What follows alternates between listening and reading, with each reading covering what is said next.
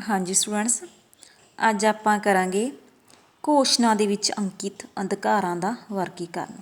ਤਾਂ ਇਹ ਜਿਹੜੀ ਘੋਸ਼ਣਾ ਹੈ ਉਸ ਦੇ ਵਿੱਚ ਕੁੱਲ 30 ਜਿਹੜੇ ਆਰਟੀਕਲ ਨੇ ਉਹ ਸ਼ਾਮਲ ਕੀਤੇ ਗਏ ਨੇ। ਤਾਂ ਇਹਨਾਂ 30 ਜਿਹੜੇ ਆਰਟੀਕਲ ਦੇ ਵਿੱਚ ਮਨੁੱਖੀ ਅਧਿਕਾਰਾਂ ਦੀ ਵਿਵਸਥਾ, ਮਨੁੱਖੀ ਅਧਿਕਾਰਾਂ ਦੀ ਜਿਹੜੀ ਰੱਖਿਆ ਹੈ ਉਸ ਦੀ ਵਿਵਸਥਾ ਇਹਦੇ ਵਿੱਚ ਕੀਤੀ ਗਈ ਹੈ। ਤਾਂ ਇਹ ਕੀ ਹੈ, ਇਸ ਜਿਹੜੀ ਸਰਵਵਿਆਪੀ ਘੋਸ਼ਣਾ ਹੈ ਇਸ ਦੇ ਵਿੱਚ ਉਹਨਾਂ ਅਧਿਕਾਰਾਂ ਨੂੰ ਹੀ ਸ਼ਾਮਿਲ ਕੀਤਾ ਗਿਆ ਹੈ ਜਿਨ੍ਹਾਂ ਦੀ ਸੰਬੰਧੀ ਜਿਹੜੀ ਸਹਿਮਤੀ ਹੈ ਉਹ ਦਰਜ ਕੀਤੀ ਹੈ। ਤਾਂ ਇਸ ਤਰ੍ਹਾਂ ਇਸ ਘੋਸ਼ਣਾ ਦੇ ਵਿਸ਼ਲੇਸ਼ਣ ਤੋਂ ਇਹ ਪਤਾ ਲੱਗਦਾ ਹੈ ਕਿ ਇਸ ਘੋਸ਼ਣਾ ਦੇ ਵਿੱਚ ਮਨੁੱਖ ਦੇ ਸਿਵਲ ਰਾਈਟਸ, ਉਸ ਦੇ personal rights, social rights, political, cultural ਅਤੇ ਇਕਨੋਮਿਕ ਜਿਹੜੇ ਰਾਈਟਸ ਨੇ ਉਹਨਾਂ ਨੂੰ ਹੀ ਸ਼ਾਮਲ ਕੀਤਾ ਗਿਆ। ਤਾਂ ਆਪਾਂ ਅਲੱਗ-ਅਲੱਗ ਇਹਨਾਂ ਦੇ ਜਿਹੜੇ ਰਾਈਟਸ ਨੇਗੇ ਵੀ ਉਹ ਕਿਹੜੇ-ਕਿਹੜੇ ਇਸ ਦੇ ਵਿੱਚ ਸ਼ਾਮਲ ਕੀਤੇ ਗਏ ਨੇ ਉਹ ਪੜ੍ਹਦੇ ਹਾਂ। ਤਾਂ ਸਭ ਤੋਂ ਪਹਿਲਾਂ ਆਪਾਂ ਪੜ੍ਹਦੇ ਹਾਂ ਸਿਵਲ ਰਾਈਟਸ, ਕਿ ਮਨੁੱਖ ਦੇ ਜਿਹੜੇ ਨਾਗਰਿਕ ਅਧਿਕਾਰ ਨੇ ਉਹ ਕਿਹੜੇ ਨੇ। ਤਾਂ ਸਭ ਤੋਂ ਪਹਿਲਾਂ ਹੈਗਾ right to life, liberty and security, ਭਾਵ ਕਿ ਮਨੁੱਖ ਦੇ ਉਸਨੂੰ ਉਸਦਾ ਜੀਵਨ, ਉਸਦੀ ਸੁਤੰਤਰਤਾ ਅਤੇ ਸੁਰੱਖਿਆ ਦਾ ਜਿਹੜਾ ਅਧਿਕਾਰ ਹੈ ਉਸ ਦੀ ਆਰਟੀਕਲ 3 ਦੇ ਵਿੱਚ ਜਿਹੜੀ ਵਿਵਸਥਾ ਹੈ ਉਹ ਕੀਤੀ ਗਈ ਹੈ। ਨੈਕਸਟ ਹੈ ਗੁਲਾਮੀ ਦੀ ਮਨਾਹੀ। ਤਾਂ ਜਿਹੜਾ ਆਰਟੀਕਲ 4 ਹੈ ਉਸ ਦੇ ਵਿੱਚ ਕੀ ਹੈ, ਗੁਲਾਮੀ ਦੀ ਮਨਾਹੀ ਕੀਤੀ ਗਈ ਹੈ ਕਿ ਕਿਸੇ ਵੀ ਵਿਅਕਤੀ ਨੂੰ ਧੱਕੇ ਦੇ ਨਾਲ ਜਿਹੜਾ ਗੁਲਾਮ ਹੈ ਉਹ ਨਹੀਂ ਬਣਾਇਆ ਜਾ ਸਕਦਾ। ਤਾਂ ਮਨੁੱਖ ਹੈ ਇੱਕ ਸੁਤੰਤਰ ਹੈ ਤਾਂ ਉਹ ਸੁਤੰਤਰ ਹੀ ਰਹੇਗਾ। ਤਾਂ ਨੈਕਸਟ ਹੈ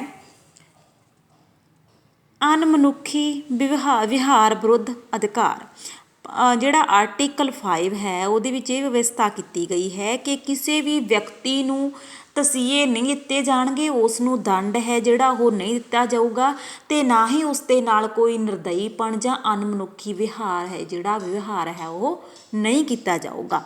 ਨੈਕਸਟ ਹੈ right to equality law and equal protection of law, ਭਾਵ ਕਿ ਆਰਟੀਕਲ 7 ਦੇ ਵਿੱਚ ਇਹ ਵਿਵਸਥਾ ਕੀਤੀ ਗਈ ਹੈ ਕਿ ਕਾਨੂੰਨ ਦੇ ਸਾਹਮਣੇ ਸਾਰੇ ਸਮਾਨ ਨੇ ਅਤੇ ਸਾਰਿਆਂ ਦੀ ਜਿਹੜੀ ਸਮਾਨ ਸੁਰੱਖਿਆ ਹੈ ਉਹ ਕੀਤੀ ਜਾਊਗੀ। ਨੈਕਸਟ ਹੈ ਮਨੁੱਖੀ ਅਧਿਕਾਰਾਂ ਦੀ ਉਲੰਘਣਾ ਵਿਰੁੱਧ ਪ੍ਰਭਾਵਸ਼ਾਲੀ ਉਪਚਾਰ ਦਾ ਅਧਿਕਾਰ, ਭਾਵ ਕਿ ਇਸ ਆਰਟੀਕਲ 8 ਦੇ ਵਿੱਚ ਇਹ ਵਿਵਸਥਾ ਕੀਤੀ ਗਈ ਹੈ ਕਿ ਜੇਕਰ ਮਨੁੱਖੀ ਅਧਿਕਾਰ ਨੇ ਜਿਹੜੇ ਉਹਨਾਂ ਦੀ ਉਲੰਘਣਾ ਕੀਤੀ ਜਾਂਦੀ ਹੈ, ਉਹਨਾਂ ਦੀ ਅਧਿਕਾਰਾਂ ਦੀ ਉਲੰਘਣਾ ਕਰਕੇ ਕਿਸੇ ਵਿਅਕਤੀ ਨੂੰ ਕੋਈ ਸਮੱਸਿਆ ਆ ਰਹੀ ਹੈ ਤਾਂ ਉਸ ਵਿਅਕਤੀ ਨੂੰ, ਉਸ ਨਾਗਰਿਕ ਨੂੰ ਅਧਿਕਾਰ ਹੈ ਕਿ ਉਸ ਦੇ ਵਿਰੁੱਧ ਉਹ ਜਾ ਕੇ ਜਿਹੜਾ ਕੋਰਟ ਭਾਵ ਕਾਨੂੰਨ ਦੇ ਸਾਹਮਣੇ ਉਸਨੂੰ ਉਸ ਦੀ ਰੱਖਿਆ ਕਰਨ ਦਾ ਅਧਿਕਾਰ ਹੈ। ਉਹ ਕੋਰਟ ਦਾ ਦਰਵਾਜ਼ਾ ਹੈ ਜਿਹੜਾ ਉਹ ਸੁਪਰੀਮ ਕੋਰਟ ਦਾ ਜਾ ਕੇ ਖੜਕਾ ਸਕਦਾ ਹੈ, ਉੱਥੇ ਉਸ ਦੇ ਕਾਨੂੰਨ ਦੇ ਸਾਹਮਣੇ ਉਸ ਦੀ ਰੱਖਿਆ ਜਿਹੜੀ ਉਹ ਕੀਤੀ ਜਾ ਸਕਦੀ ਹੈ। ਨੈਕਸਟ ਹੈ ਮਨਮਰਜ਼ੀ ਨਾਲ ਗ੍ਰਿਫਤਾਰ ਕਰਨ ਵਿਰੁੱਧ ਅਧਿਕਾਰ। ਤਾਂ ਆਰਟੀਕਲ ਜਿਹੜਾ 9 ਹੈ ਉਹਦੇ ਵਿੱਚ ਇਹ ਵਿਵਸਥਾ ਕੀਤੀ ਗਈ ਕਿ ਕਿਸੇ ਵੀ ਵਿਅਕਤੀ ਨੂੰ ਧੱਕੇ ਨਾਲ ਗ੍ਰਿਫਤਾਰ ਨਹੀਂ ਕੀਤਾ ਜਾਊਗਾ। ਤਾਂ ਕਿਸੇ ਵਿਅਕਤੀ ਨੂੰ ਮਨਮਰਜ਼ੀ ਨਾਲ ਗ੍ਰਿਫਤਾਰ ਨਹੀਂ ਕੀਤਾ ਜਾਊਗਾ ਅਤੇ ਨਾ ਹੀ ਉਸ ਨੂੰ ਦੇਸ਼ ਨਿਕਾਲਾ ਦਿੱਤਾ ਜਾਵੇਗਾ। ਨਿਆਂਪੂਰਨ ਅਤੇ ਜਨਤਕ ਸੁਣਵਾਈ ਦਾ ਅਧਿਕਾਰ। ਤਾਂ ਆਰਟੀਕਲ 10 ਐਂਡ 11 ਦੇ ਵਿੱਚ ਇਹ ਵਿਵਸਥਾ ਕੀਤੀ ਗਈ ਹੈ ਕਿ ਸਾਰੇ ਵਿਅਕਤੀਆਂ ਨੂੰ ਸਮਾਨ ਰੂਪ ਦੇ ਸੁਤੰਤਰ ਅਤੇ ਨਿਰਪੱਖ ਅਦਾਲਤ ਦੇ ਸਾਹਮਣੇ ਨਿਆਂਪੂਰਨ ਅਤੇ ਜਨਤਕ ਸੁਣਵਾਈ ਦਾ ਅਧਿਕਾਰ ਹੋਵੇਗਾ। ਜੇਕਰ ਕਹਿੰਦੇ ਵੀ ਕਿਸੇ ਵਿਅਕਤੀ ਦੇ ਵਿਰੁੱਧ ਕੋਈ ਫੌਜਦਾਰੀ ਮੁਕੱਦਮਾ ਚੱਲਦਾ ਹੈ ਤਾਂ ਜਨਤਕ ਤੌਰ 'ਤੇ ਜੱਜ ਦੇ ਸਾਹਮਣੇ ਉਸ ਵਿਅਕਤੀ ਨੂੰ ਬੁਲਾਇਆ ਜਾਊਗਾ ਅਤੇ ਉਸ ਦਾ ਦੋਸ਼ ਹੈ ਜਿਹੜਾ ਉਸ ਨੂੰ ਦੱਸਿਆ ਜਾਵੇਗਾ। ਤਾਂ ਬਿਨਾਂ ਦੋਸ਼ ਤੋਂ ਕਿਸੇ ਵੀ ਵਿਅਕਤੀ ਨੂੰ, ਭਾਵ ਕਿ ਉਸ ਵਿਅਕਤੀ ਵਿਰੁੱਧ ਕੋਈ ਕਾਨੂੰਨੀ ਕਾਰਵਾਈ ਹੈ ਜਿਹੜੀ ਉਹ ਨਹੀਂ ਕੀਤੀ ਜਾਊਗੀ।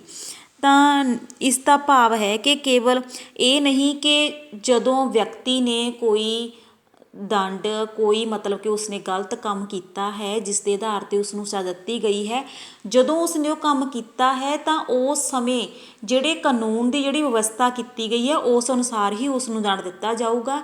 ਇਹ ਨਹੀਂ ਹੋਊਗਾ ਕਿ ਉਸ ਸਮੇਂ ਵਿਵਸਥਾ, ਕਾਨੂੰਨ ਵਿਵਸਥਾ ਕੋਈ ਹੋਰ ਸੀ ਤਾਂ ਉਸਨੂੰ ਐਟ ਏ ਟਾਈਮ ਜਿਹੜਾ ਦੰਡ ਹੈ, ਸਜ਼ਾ ਹੈ ਉਹ ਹੋਰ ਦਿੱਤੀ ਜਾਊਗੀ। ਤਾਂ ਨੈਕਸਟ ਹੈ ਨਿੱਜੀ ਗੁਪਤਤਾ ਦਾ ਅਧਿਕਾਰ।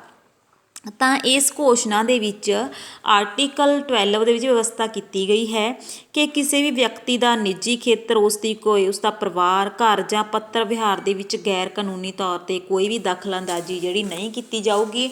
ਉਸ ਦੀ ਇੱਜ਼ਤ ਮਾਣ 'ਤੇ ਕੋਈ ਹਮਲਾ ਨਹੀਂ ਕੀਤਾ ਜਾਊਗਾ। ਤਾਂ ਜੇਕਰ ਅਜਿਹਾ ਹੁੰਦਾ ਹੈ ਤਾਂ ਉਸ 'ਤੇ ਉਹ ਕਾਨੂੰਨ ਹੈ ਜਿਹੜਾ ਉਸ ਦੀ ਰੱਖਿਆ ਕਰੇਗਾ। ਫਿਰਨ ਤੁਰਨ ਅਤੇ ਨਿਵਾਸ ਦੀ ਸੁਤੰਤਰਤਾ ਦਾ ਅਧਿਕਾਰ, ਭਾਵ ਕਿ ਹਰੇਕ ਵਿਅਕਤੀ ਆਪਣੀਆਂ ਰਾਜ ਦੀਆਂ ਸੀਮਾਵਾਂ ਦੇ ਅੰਦਰ ਕਿਤੇ ਵੀ ਰਹਿ ਸਕਦਾ ਹੈ। ਹਰੇਕ ਵਿਅਕਤੀ ਨੂੰ ਆਪਣਾ ਦੇਸ਼ ਛੱਡਣ ਅਤੇ ਮੁੜ ਆਪਣੇ ਦੇਸ਼ ਦੇ ਵਿੱਚ ਆ ਕੇ ਵਸਣ ਦਾ ਜਿਹੜਾ ਅਧਿਕਾਰ ਹੈ ਉਹ ਪ੍ਰਾਪਤ ਹੈ। ਨੈਕਸਟ ਹੈ ਵਿਆਹ ਦਾ ਅਧਿਕਾਰ। ਪੁਰਖ ਅਤੇ ਇਸਤਰੀਆਂ ਨੂੰ ਨਸਲ, ਰਾਸ਼ਟਰੀਅਤਾ ਦੀ ਬੰਦਸ਼ ਤੋਂ ਸੁਤੰਤਰ ਤੌਰ 'ਤੇ ਵਿਆਹ ਜਿਹੜਾ ਕਰਵਾਉਣ ਦੀ ਸੁਤੰਤਰਤਾ ਹੈ, ਭਾਵ ਜਾਤ ਦੇ ਆਧਾਰ 'ਤੇ ਉਸ ਦੇ ਨਾਲ ਕੋਈ ਵੀ ਜਿਹੜਾ ਵਿਤਕਰਾ ਨਹੀਂ ਕੀਤਾ ਜਾਊਗਾ। ਤਾਂ ਇਸ ਤੋਂ ਇਲਾਵਾ ਪੁਰਖ ਅਤੇ ਇਸਤਰੀਆਂ ਦੀ ਉਮਰ ਕਾਨੂੰਨ ਅਨੁਸਾਰ ਵਿਆਹ ਦੇ ਯੋਗ ਹੋਣੀ ਜ਼ਰੂਰੀ ਹੈ। ਜੇਕਰ ਉਹਨਾਂ ਦੀ ਉਮਰ ਯੋਗ ਹੈ ਤਾਂ ਉਹ ਆਪਣੀ ਜਿਹੜੀ ਮੈਰਿਜ ਹੈ ਆਪਣੀ ਮਰਜ਼ੀ ਦੇ ਨਾਲ ਕਰਵਾ ਸਕਦੇ ਨੇ।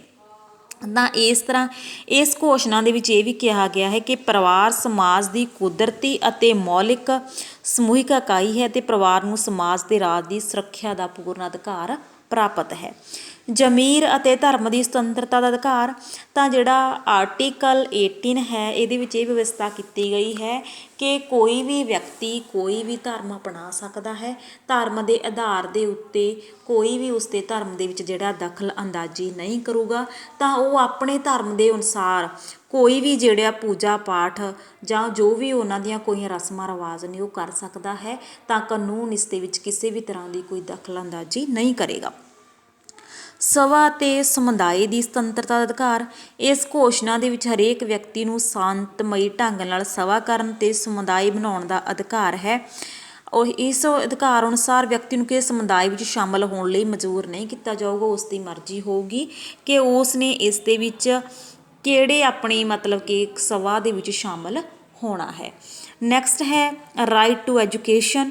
ਇਸ ਘੋਸ਼ਣਾ ਦੇ ਅਨੁਸਾਰ ਹਰੇਕ ਵਿਅਕਤੀ ਨੂੰ ਵਿੱਦਿਆ ਦਾ ਪੂਰਾ ਅਧਿਕਾਰ ਹੈ। ਘੱਟੋ ਘੱਟ ਮੁੱਢਲੀ ਵਿੱਦਿਆ ਮੁਫਤ ਅਤੇ ਜ਼ਰੂਰੀ ਹੋਵੇਗੀ, ਭਾਵ ਕਿ ਜੋ ਵੀ ਆਪਣੀਆਂ ਜਿਹੜੀਆਂ ਸਰਕਾਰਾਂ ਨੇ ਉਹਨਾਂ ਵੱਲੋਂ ਵਿਵਸਥਾ ਕੀਤੀ ਗਈ ਹੈ ਕਿ ਕਿਹੜੀ ਮਤਲਬ ਕਿ ਕਲਾਸ ਤੋਂ ਲੈ ਕੇ ਜਿਹੜੀ ਫ੍ਰੀ ਐਜੂਕੇਸ਼ਨ ਹੈ ਜਿਹੜੀ ਉਹ ਦਿੱਤੀ ਜਾਣੀ ਹੈ ਜਾਂ ਕਿਸ ਵਰਗ ਲਈ ਦਿੱਤੀ ਜਾਣੀ ਹੈ। ਤਾਂ ਇਸ ਤਰ੍ਹਾਂ ਮਤਲਬ ਕਿ ਉਸ ਵਿੱਦਿਆ ਅਜਿਹੇ ਰੂਪ ਦੀ ਹੋਣੀ ਚਾਹੀਦੀ ਹੈ ਜਿਸ ਦੇ ਵਿੱਚ ਮਨੁੱਖ ਦੀ ਜਿਹੜੀ ਆਲਰਾਊਂਡ ਡਿਵੈਲਪਮੈਂਟ ਹੋਵੇ।